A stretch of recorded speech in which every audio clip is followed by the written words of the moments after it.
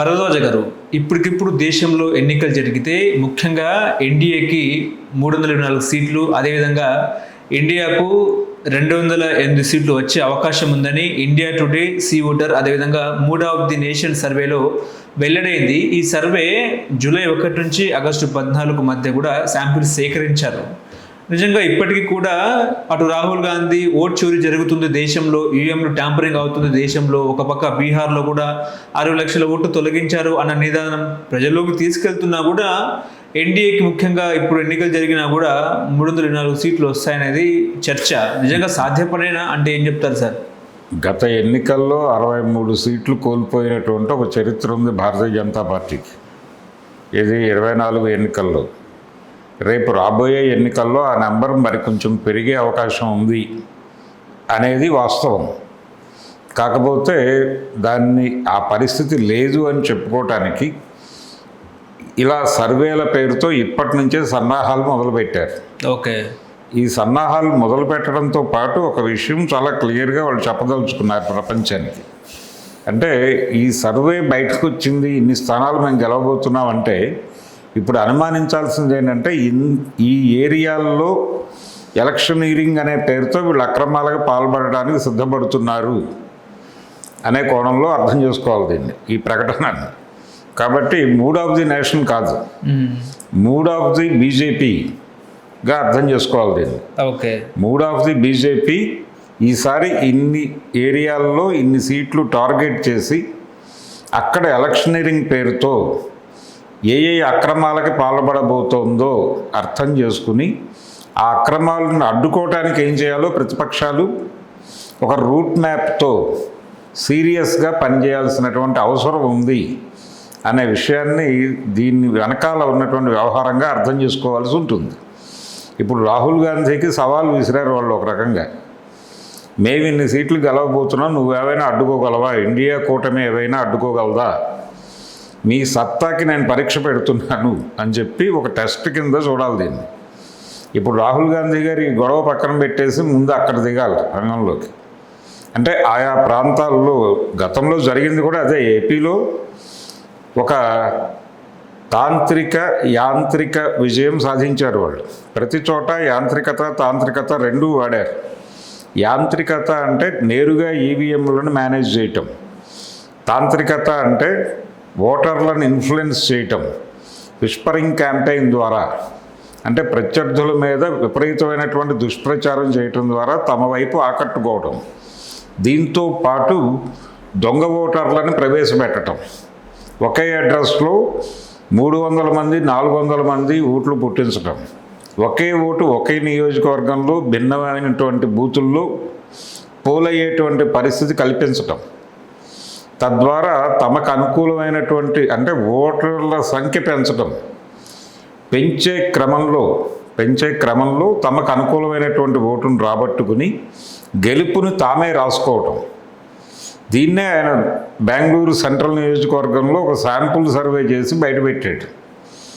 ఇప్పుడు నిజానికి ఏపీలో ప్రతిపక్షంగా ఉన్నటువంటి వైఎస్ఆర్సీపీ రాహుల్ గాంధీ మీద దాడి చేయటం అనే ప్రోగ్రాం కంటే కూడా తమ ఓటమికి ఇలాంటి ప్రయోగాలు ఏవైనా జరిగాయా అని ఒక పరిశోధన కార్యక్రమం మొదలు పెడితే చాలా విషయాలు బయటకు వస్తాయి.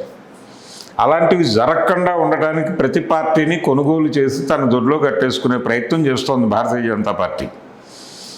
జాతీయ స్థాయిలోనే మొన్న రాహుల్ గాంధీ ఒక మాట అన్నాడు, అంటే సిడబ్ల్యూసి సమావేశాల్లో మాట్లాడడానికి కూడా నాకు భయం వేస్తోంది అన్నాడు ఆయన. అంటే తన పక్కనున్నటువంటి తన మిత్రులను కూడా వాళ్ళు కొనేసి ఉన్నారేమో అని అనుమానం. ఇది పరిస్థితి. అంటే మనిషిని సరుకుగా మార్చి మనుషుల్ని కొనేసి, పార్టీలను కొనేసి గెలిచి తీరతాం మేము అని కాన్ఫిడెన్స్ని తెలియజేయటం కోసం ఆ ప్రకటన వచ్చింది. ఓకే, అంటే బీహార్లో రేపు ఎన్నికలు జరుగుతున్న నేపథ్యంలో యాంటీ ఇన్కంబెన్సీని కప్పిపుచ్చుకేందుకే ఈ సర్వే బయటకు వచ్చింది అనుకోవచ్చా? అంటే మేము గెలవబోతున్నాం, అదేలే, అంటే మేము స్వీప్ చేయబోతున్నాం, మేము అన్ని విధాలుగా ప్రిపేర్ అయి ఉన్నాం. ఇది ఒకటే కాదు, బీహార్ ఒకటే కాదు, రేపు నెక్స్ట్ ఇయర్ జరగబోతున్నటువంటి తమిళనాడు ఎలక్షన్స్ ఉన్నాయి. దానికి ఆల్రెడీ ప్రిపేర్ అయిపోయారు వాళ్ళు. ఒక డిజైన్ జరిగింది. డిఎంకేని డ్యామేజ్ చేయబోతున్నారు భారీ ఎత్తున అనేది అయితే అర్థమైంది విజయ్ ప్రయోగం ద్వారా. Yes yes yes. విజయ్ని వాడటం ద్వారా బీజేపీ ఒకవైపు నుంచి ఒక ఏడీఎంకేలో ముక్కల్ని ఆధారం చేసుకుని వాళ్ళు కొంత డ్రామా నడిపి, రెండో వైపు విజయ్ని డిఎంకేకి వ్యతిరేకంగా బలంగా ప్రచారం చేసేటట్లుగా మార్చి వాళ్ళకి పడేటువంటి అంటే తమిళ సెంటిమెంటుని డిస్టర్బ్ చేయకుండా డిఎంకేని దెబ్బ కొట్టడం అనే ప్రోగ్రాంలో భాగంగానే విజయ్ని రంగంలోకి దింపారు. అందుకని అక్కడ కూడా ఈ యాంత్రిక తాంత్రిక ప్రయోగాలు చేస్తున్నారు. ఓకే, ఇది దేశవ్యాప్తంగా జరగబోతోంది. మరొకసారి 4వసారి కూడా కేంద్రంలో మేమే అధికారంలోకి రాబోతున్నాం. ఇండియా కూటమికి మమ్మల్ని అడ్డుకునేటువంటి సత్తా సమర్థత లేదు. ఆర్థికంగా వాళ్ళకి చాలా బలం ఉంది. వాళ్ళు ఎక్కడైనా సరే ఎంత డబ్బులైనా డంప్ చేయగలిగినటువంటి పరిస్థితుల్లో ఉన్నారు. నోట్ల రద్దు ద్వారా ఆ పార్టీ విపరీతంగా ఆర్థికంగా బలపడింది. ఇతర పార్టీలన్నీ దారుణంగా దెబ్బతిని ఉన్నాయి. కాంగ్రెస్ పార్టీ ఆర్థిక మూలాలను దారుణంగా దెబ్బతీశారు. తమ పార్టీ ఆర్థిక మూలాలను విపరీతంగా పెంచుకున్నారు. కాబట్టి ఈ అన్ని అంశాలు ఉన్నాయి ఆ సర్వేలో. మేమేం చేయటానికైనా సిద్ధము, ఇది నంబరు, ఇది మా టార్గెట్, దీన్ని అడ్డుకోగలరేమో చూడండి అని ఛాలెంజ్ తీసుకున్నారు. కానీ బ్రదోజా గారు గతంలో వై నాట్ 400 కూడా అన్నారు. కానీ కొంచెం చతికిల పడ్డారు కూడా. చతికిల పట్టడం ఏం లేదు, వాళ్ళకు భీభత్సమైనటువంటి వ్యవహారం అక్కర్లేదు. కలిసి వస్తే ఓకే, కానీ మేమే గెలవబోతున్నాం. ఇప్పుడు నితీష్ కుమార్ చంద్రబాబు నాయుడు గారి సపోర్ట్ లేకపోయి ఉండి ఉంటే ప్రభుత్వం ఏర్పాటు చేసే అంశం దిశగా కూడా ముందుకు వెళ్ళే అవకాశం లేకపోలేదు కదా. అంటే చంద్రబాబు నాయుడు సపోర్ట్ చేయకుండా ఎలా ఉంటాడు? అతని మీద అతన్ని కంట్రోల్లో తీసుకోవడానికి కదా కేసు పెట్టించారు జగన్మోహన్ రెడ్డితో చంద్రబాబు మీద కేసు పెట్టించి చంద్రబాబును లోపలికి వేసింది ఎవరు?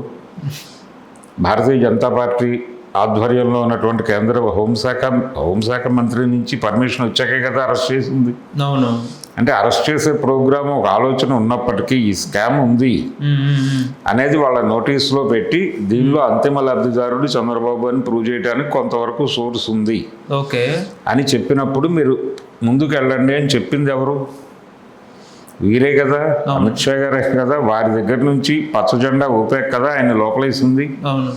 అంటే దాని నుంచి వాళ్ళు ఏ ప్రయోజనం ఆశించారు? తమ కంట్రోల్లో చంద్రబాబు ఉంటాడు, ప్రతి చోట కేసులు పెట్టి కంట్రోల్లోకి తీసుకొని బెదిరించి భయపెట్టి రకరకాల పద్ధతుల్లో ప్రతి ఒక్క పార్టీని తన కంట్రోల్లో పెట్టుకునే ప్రయత్నం చేస్తున్నారు. ఓకే, వాళ్ళగా అధికారంలో రావాలి ప్రతి చోట అని అనుకోవడం లేదు వాళ్ళు. ఓకే, ఇప్పుడు బీహార్లో కనుక నితీష్ కుమార్ గారు ఓడిపోతే చంద్రబాబు నాయుడు వెంటనే బయటకు వచ్చి కాంగ్రెస్ పార్టీకి సపోర్ట్ చేసే అవకాశం ఉందా? ఇండియా కూటమికి అంటే పూర్తి కాన్ఫిడెన్స్ రాకపోతే చంద్రబాబు నాయుడు గతంలో లాగా దూకే పరిస్థితి లేదు.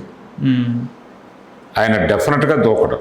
ఓకే, అంటే బీహార్ ఎన్నికలు జరిగినా నితీష్ కుమార్ పోయినా ఆయన ఇమ్మీడియట్గా, గతంలో అయితే ఆయన ఇమ్మీడియట్గా ఫైర్ అయ్యి ఉండేవాడు. ఇప్పుడు ఆ పరిస్థితి లేదు. అంటే మోడీ మొత్తం అష్టదిగ్బంధనం చేసినట్టున్నారా? అందరినీ ప్రతి ఒక్కరిని పూర్తి స్థాయిలో కంట్రోల్లోకి తీసుకున్నారు. తీసుకోవడం చేత గత్యంతరం లేని పరిస్థితి కల్పిస్తున్నారు.